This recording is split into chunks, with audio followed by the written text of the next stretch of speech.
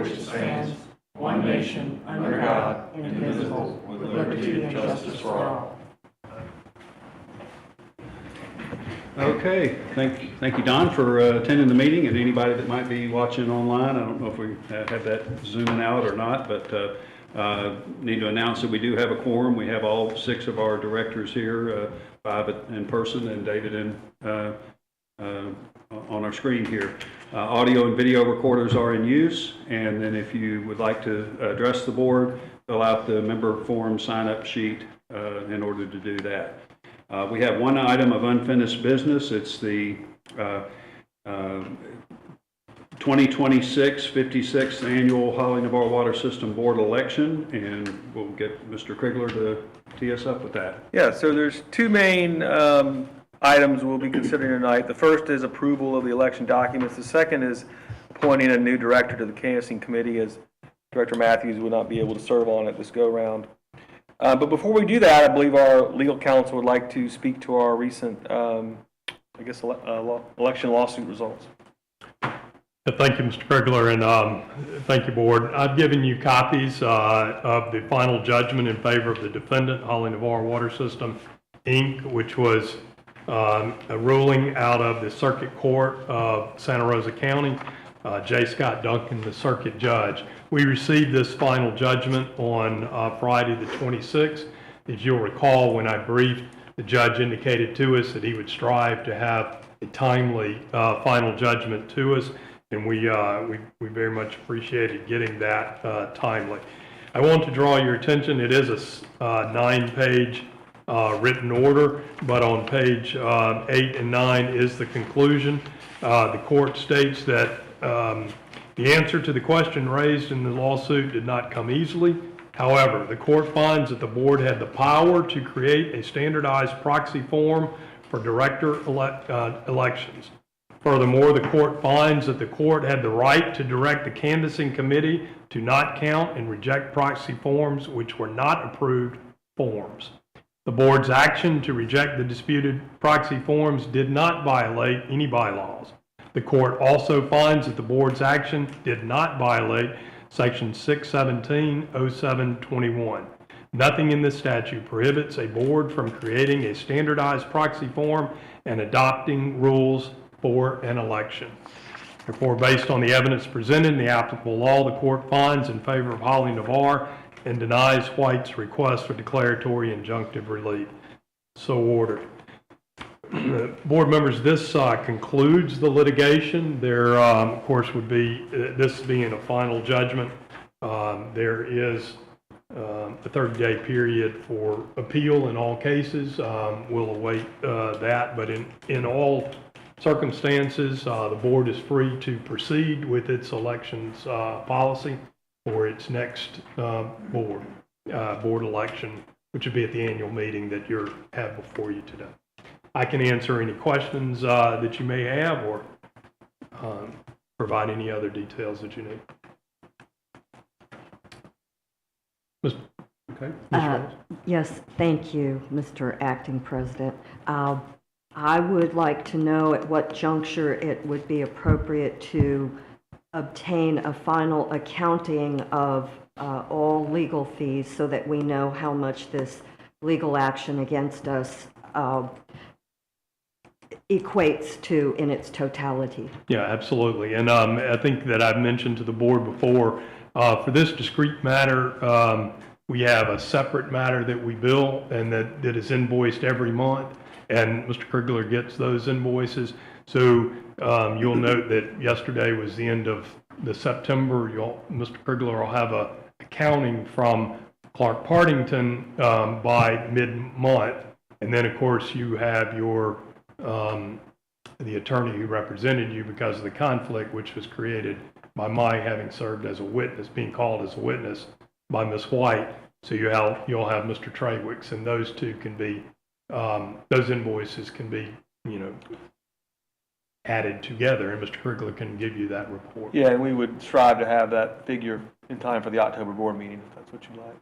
Thank you very much. And in the absence of a follow-up appeal, that would get us up to speed. Correct. There's no further rowing or on this litigation unless there was an appeal. Thank you very much. Mr. Vice Chairman, I would ask that a copy of the final judgment in favor of the defendant, Holly Navarre Water System, Inc., be attached to this night's minutes. That, do we need a motion for that, or is that, I think we can do that, obviously. Absolutely, Yeah. sir. Okay.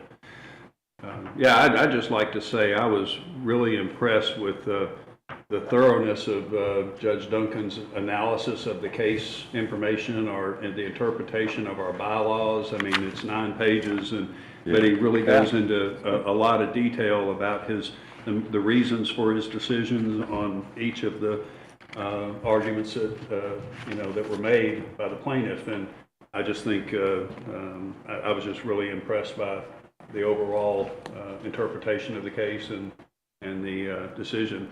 And I'm just curious, is this something that should set a precedent going forward? I mean, I know it's a kind of a lower court issue, but It is the law. Right. Right, it is the law. Yeah. This is the Circuit Court of Santa Rosa County. Right. You operate in Santa Rosa County. This is the law. So this will be a precedent for going forward if anyone challenges our right to establish a standardized proxy, or another entity that wants to have their own standardized proxy. So I think it's a good thing that, Yeah, the law's been clarified. right, yeah. And Mr. Vice Chair, in addition, it is commendable that Judge Duncan took in excess of the allotted hearing time, well past that, to hear comprehensive arguments and render a finding. To Ms. Reynolds' point, on page 2 of the opinion, the court at the very top sentence indicates the hearing started at 1 p.m. and concluded at 7 p.m. Yes. And we were all there the whole time. So yes, that was very, very helpful, because as I indicated to you, the court had given us the indication that the court's docket was filled, and the court knew that if we didn't get it done on that day, it likely would have delayed into November or later. And so that was very, very accommodating, and we very much appreciate that. So will we need to update our bylaws at all? Or No, ma'am, your bylaws are sound, So, it's okay. and that's why I read those findings. He found that your actions were in accordance with your bylaws. Okay, any other discussion on the results of the court case? If not, we can move forward to the presentation of our election process. Hey, Mark, I just want to say that this makes me very happy. Yeah, I think it worked out perfect. Yeah, I think it makes all of us happy that we've got a resolution to this, so it's a good thing. All right, any other discussion? All right, let's move forward and dive into our 2026 election procedures. Yes, so we'll tackle the election documents first. Just wanted to note that Emerald was out this week, and we had the rest of the staff, Amber and Jessica, jump in and help us get everything updated and have it ready for tonight. So what I was planning to do is give a brief overview of these documents. I'm not going to go through every document or go into detail on any document. We'll certainly take questions. But maybe let's just start in tab 1. The first page is just a memo to the board of directors, just with some basic information and some basic dates. After that is the board minutes establishing the canvassing committee. After that, you get to a document called the election process timeline. And that should go over the whole process in detail, and also assigns exhibit numbers to all the documents. So it's if you get to a document and you don't know what it is, you'll see there's a red letter in the top right-hand corner of each document, and you can refer back and it tells you what that document is. So Emerald's come up with a pretty organized way of keeping track of all these documents. So what I would like to spend some time on is Exhibit B, and it's the election schedule, annual election schedule in your booklet. I think we just hit some of the highlights on that, and I think that'll give you a good feel for how this is going to go. So obviously, we're here tonight on October the 1st to approve these documents. We'll do our press releases and officially release the candidate applications next Tuesday. The idea being with Emerald out, we want to stick with our original process of her doing those press releases and getting the candidate applications out there. So that'll happen on the 7th. They'll have until the 31st to turn those applications in. So a little bit more than 3 weeks for the candidates to get their packages turned in. We'll have a canvassing committee on November the 7th to approve the candidates. To recommend to the board that the board approve the candidates, and on November the 12th, 5 days after that canvassing committee meeting, the board will meet and approve the candidates. Those bios will be released to the public, put on our website on the 14th of November. We'll order ballots at that same time. We'll open the proxy and the absentee voting on December the 3rd, and that will run through January the 7th. So some of these dates, so the documents in this package and the process are the same as last year, just some of the dates are pushed back because we normally do this in August, and here we are October 1st. So we had to make up that time somewhere. Part of where we made up that time is in the background check time frame, and also with the deadline for proxy and absentee voting. Last year, that finished before the Christmas holiday. This year, it will go past New Year's a couple days. We're still going to do our annual notice on December the 10th. That's the standard date. The deadline for us to mail out the absentee ballots or proxies will be the 19th. So after proxy and absentee voting ends, the canvassing committee will reconvene on the 9th, and then election day is on the 20th. So that's kind of an overview of the schedule. Any questions on that? When is the deadline to receive mail ballots and proxies? January the 7th, right? Yeah. The 7th. If I'm Okay, understanding it. I just didn't see that on here, so. Yeah. Yeah.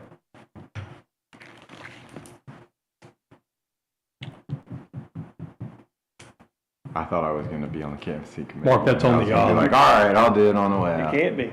We'd love to have you. See? We'd love to have you remain. but I was you like, can't I'll be keep on it simple. Oh, I see it up at the Director top. Millet's at the very top, Yeah. at the end, January 7, Yeah. 2026. I see that now.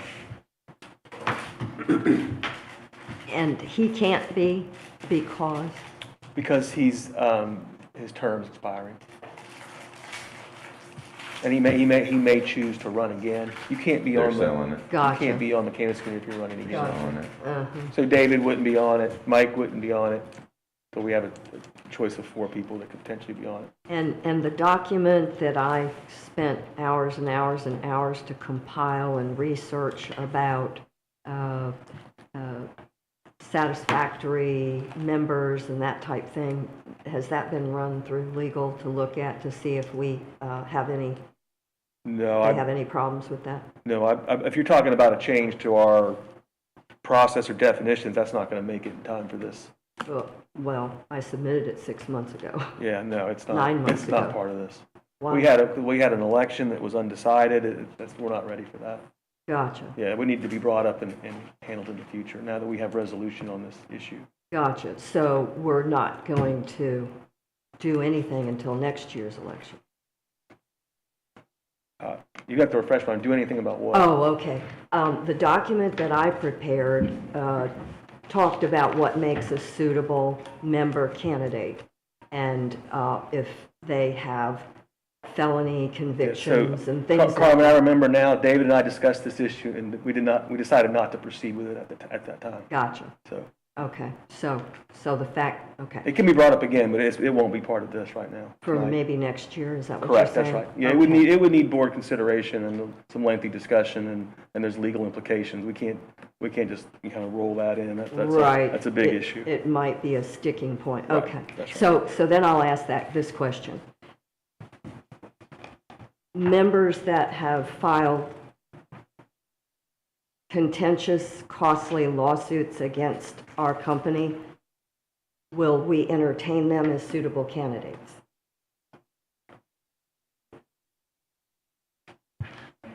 That's obviously a legal question.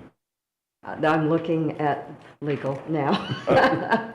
Yeah, so the bylaws indicate who is a member and who can run for a director. And then it's an issue of an election. So you don't, we can look at the details of what you're talking about, but you can't make well, it would be inadvisable to make a determination of a particular characteristic would exclude some member from running or putting their hat in the ring to run for a directorship. Okay. So last question, what would the purpose of a background check then be? Well, the background check was necessary because you, as you own the club at Hidden Creek. The club at Hidden Creek has a liquor license. A liquor license requires someone to be on that liquor license. And prior to this year, that someone was a director. And a director cannot have a background, there's a background issue with being on a liquor license. And so if you had felony conviction, for instance, you could not be on a liquor license. So that was part of the background check. Okay. We don't use the background check to exclude anyone who put their hat in the ring to run for director. That issue has not arisen before this board during the time that I've been here. Thank you. Because it just states that a director or a member in good standings can run for the board, as I remember it, right? It's That's just correct. like you're not behind on your bills. And a member in good standing is a member who has paid their bills. Yeah. I mean, it's not a good standing, it's not a character issue. Yeah. In the sense of, nor do we have a qualification, for instance, a level of education or any other type of requirements. What about criminal records? They could, if that showed up? Right, so that was the direction that I was talking about as to why we were doing a background, because a criminal background would potentially exclude you from being on a liquor license. Okay. We never had the issue come up with that issue exclude you from running for director. Were that to be presented to us, we could certainly address that. We've not had that situation come up, but right off the cuff, the bylaws don't exclude that. Right. Just as it doesn't exclude, That's what let's say you don't have a high school education, or you don't have a PhD, or there are no other exclusion, issues. That's essentially why you have an election. You have members who elect, and we do publish a bio, right? Correct. It's submitted, and presumably the members get to know the people they're voting for. Yeah. I hate to even go down this road because I think we all want, candidates that are going to run for the board that wouldn't have a felony background or whatever. But if we couldn't exclude someone from running because there's no longer a requirement that they be on the liquor license, is there a reason to go through the process of the background check and the expense of doing a background check if we're not going to be able to use that to exclude someone? I like that we do it. I like that we have candidate bios so that people know a little more about, who's running and that kind of thing. But, could we even publish that, this candidate has a felony on their on their record? I don't know. Is it? Is it I think they're not? under $100 each. Yeah. Times however many you get. Yeah. Okay. I didn't think it was But much. technically they are not really used for anything at this point. Right. So it could be discontinued, but we've kept that process in there. No. Might bring, yeah. And just to clarify, Mr. Vice Chair, my comments were about agendas, motivations, and if members have been injurious financially or reputationally to this water system, that sends a message about their future intent. And that was why I was asking those questions, to be able to join this board and continue in that vein is very concerning and problematic to me.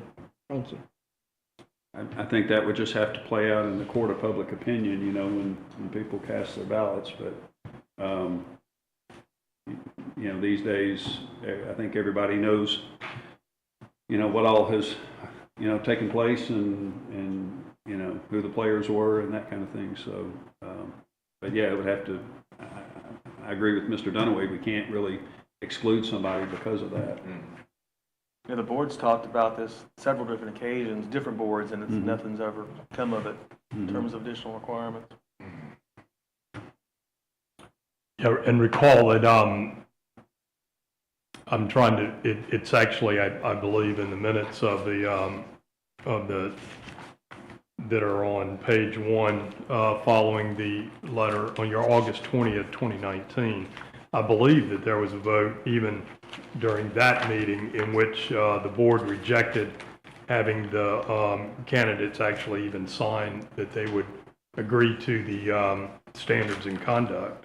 So, you know, you have a board policy, and you've established the board policy for conduct, and of course that's something that you as a board can reevaluate and reaffirm if you so choose. But you have had boards in the past that even have rejected that.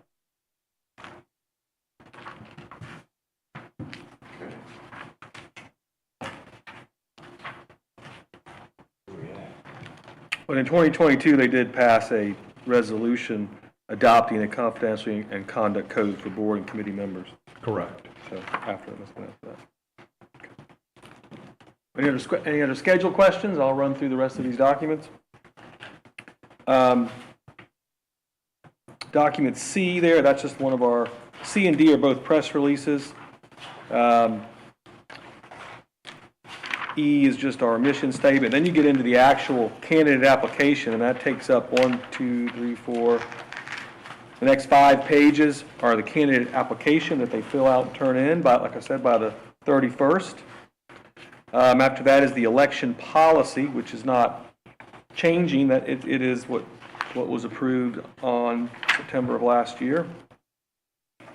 The aforementioned code of conduct resolution. Can I cut you off for a second? You may. Jeff? This stuck out real quick, was the candidate sponsors. It finally goes up to 35. Is it 25 we need, and you guys finally made a little more room? Is that what that is? So it's still 25? Yeah. Okay. Yeah, it's still I'm gonna have to 25. make a bunch of In extra. case you put a bunch that are not. Outlaw. You should. They're not approved. Then You should. Yeah. Yeah. Right. That was it. Sorry. Okay, makes sense. And then item F is the different messages that will go in our bills throughout the next 4 or 5 months. After F, you can see they're just essentially sample documents for future documents. You'll get a memo from the canvassing committee in November. There'll be a press release in November. Fact sheet, item I.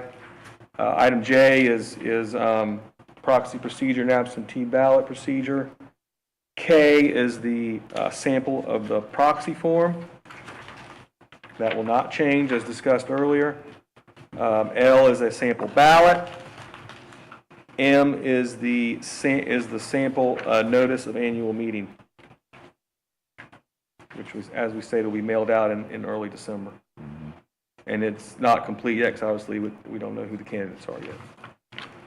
So that's an overview of the election documents, so we're seeking approval of those tonight. So I don't know if we want to do that and then talk about the appointment to the canvassing committee. Motion to approve the, Mr. Vice Chairman, before you have a motion or discussion, I would like to make a point, and if you would, I'd invite your attention to Exhibit K. That's the 2026 official annual election proxy form. Again, as Mr. Krigler correctly pointed out, this is exactly the form that was affirmed by the court in the decision, with, of course, the date that's changed for the annual meeting. I will note that it does seem from the facts that the whole issue kind of came up because of our unprecedented snowstorm, which resulted in us having to delay the meeting, and therefore made the decision that the board made to make these proxy forms valid even though they had a date specific. I might recommend to you that you could add right after the date to be held on January 20th, 2026, and if you were to add or at a later properly noticed date for the election of directors, you would eliminate that issue such that if we had an unprecedented second snowstorm or some other delay, you wouldn't have the same issue that arose. That, I just bring that to your attention. It's not required. Again, the court affirmed, and if we did have a snowstorm, we would do the same thing. Presumably, you'd have the same options you had earlier this year, but this language would aid in clarifying that, going forward. Say after January 20th, 2026. So in that first paragraph, as the proxy of the undersigned to vote and act for the undersigned at the annual meeting of the members of the Holly Navarre Water System to be held on January 20th, 2026, you could add, or at a later properly noticed date for the election of directors in the corporate office boardroom, And according to the documents, we've set up a later date already, correct? No. I don't think so. We do I not. think we set up was it the fourth Thursday in January? If there's I think that's something to break a tie, isn't it?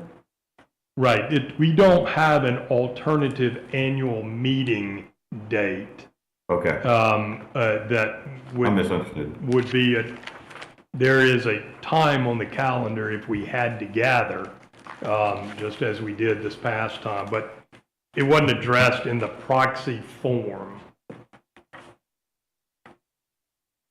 And remember, this proxy form is just for the election of directors.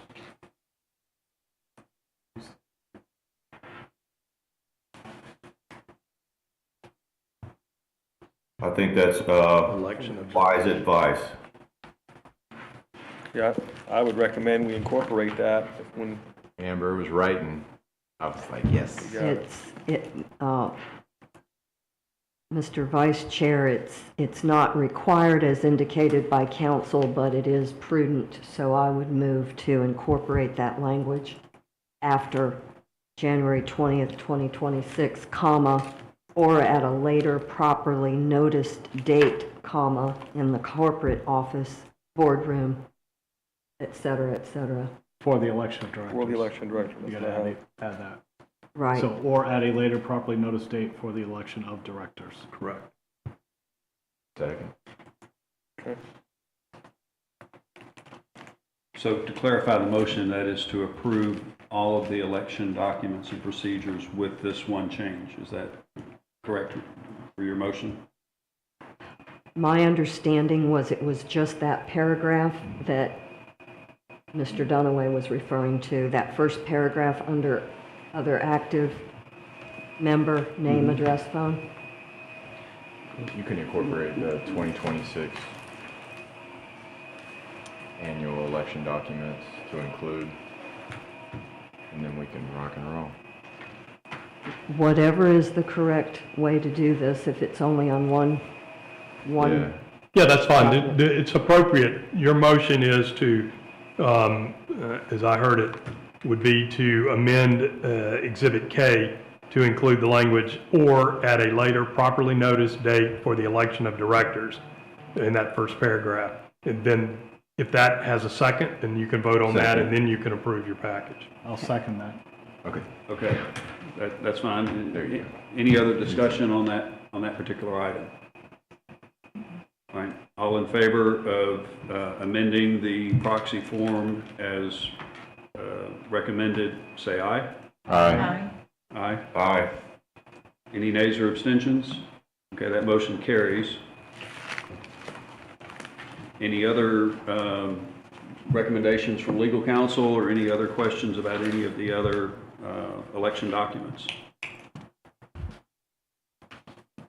Hearing none, I'd like to get a motion to approve all of the election documents as presented, including the change that we just voted on. I motion to approve the 2026 Holly Navarre annual board election documents. Second. Okay, any discussion on that? All right, hearing no discussion, all in favor say aye. Aye. Aye. Aye. All right, any nays or abstentions? Okay, that motion carries. So we have our election documents approved. Thank you. And then the other order of business is we need to select a canvassing committee member. That's correct, and my understanding of the choices would be Carmen, yourself, Pam, or Rob. Okay. And my question would be, I know traditionally we have had, Mr. Krigler and our legal counsel on that canvassing committee, but the fact that our legal counsel was on the canvassing committee this year became problematic because he wasn't able to defend our lawsuit because he was called as a witness. So is that the best option to?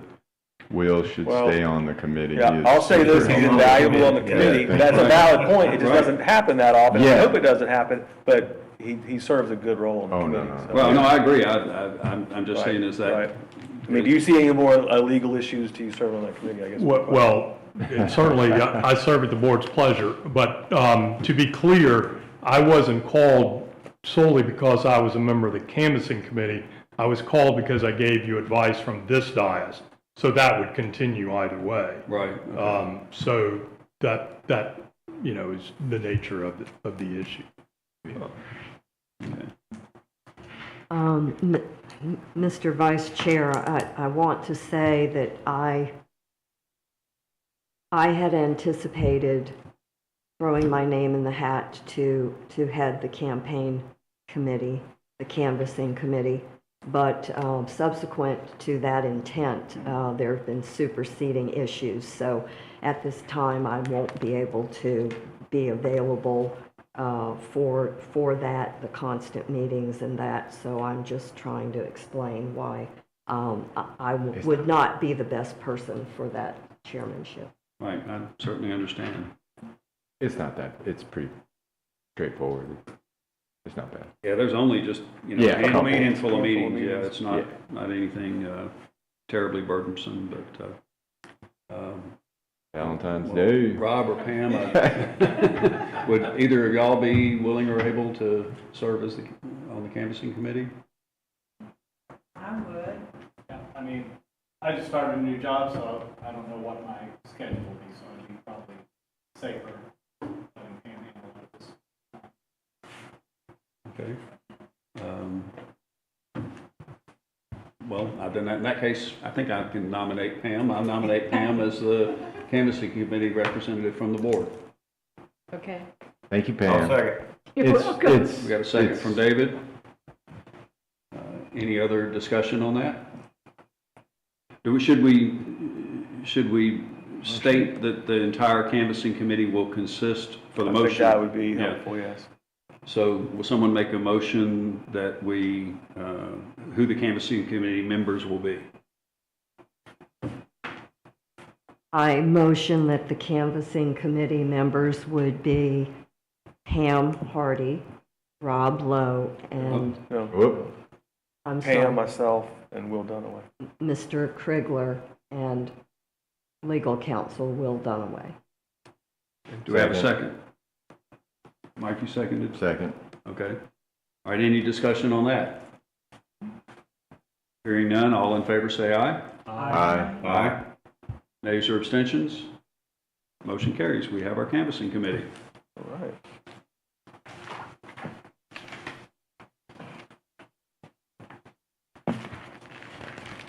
All right, is that the end of our business on the election? It is. Perfect. All right, we're down to member forum. Mr. Linnell, you have anything for us? No? Okay. All right, then looking for a motion to adjourn our meeting. So move. We have a motion. Do we have a second? Second. All right, all in favor say aye. Aye. Aye. Aye. Meeting adjourned.